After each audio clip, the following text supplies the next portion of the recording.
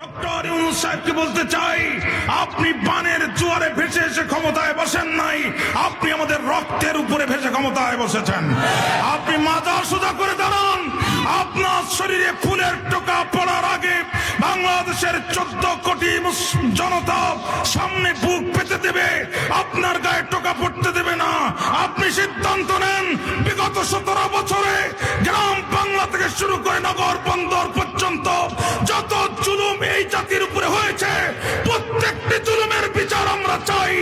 একটা জালেম যেন অন্যায় করে দেশ থেকে পার না পায়। আমার সাথীরা, বিগত 17 বছরে সবচাইতে বেশি জুলুম আর নির্যাতনের শিকার এই জেলাটি। এই জেলার এমন কোন গ্রামে নাই, এমন কোন ঘর নাই যে ঘরের স্বৈরাচারের নির্মম নির্যাতনের চিহ্ন নাই। এ রাজপথ শহীদের রক্তে রঞ্জিত রাজপথ, এ রাজপথ শাহাদাতের রক্তে রঞ্জিত রাজপথ। আমার সৎকেরার মানুষেরা সবচাইতে বেশি জুলুম এবং নির্যাতন সহ্য করেছে।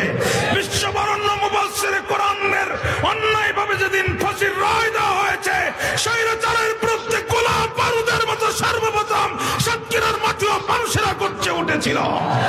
বুকের তাজা রক্ত দিয়ে রাজপথ রঞ্জিত করেছে। সাতক্ষীরার মানুষ প্রমাণ করেছে, আগামী দিনে পূর্ব দিগন্ত থেকে রক্তিম সূর্য উদিত হওয়া যেমন সত্য, এদেশের পার্লামেন্ট কোরআনের পার্লামেন্ট হবে, এটাও তেমন সত্য। এবং এদেশের পার্লামেন্ট যদি কোরআনের পার্লামেন্ট হয়, ইনশাআল্লাহ সাতক্ষীরার মাটি থেকে সেই কোরআনের পতাকা ফতফত করে উঠবে।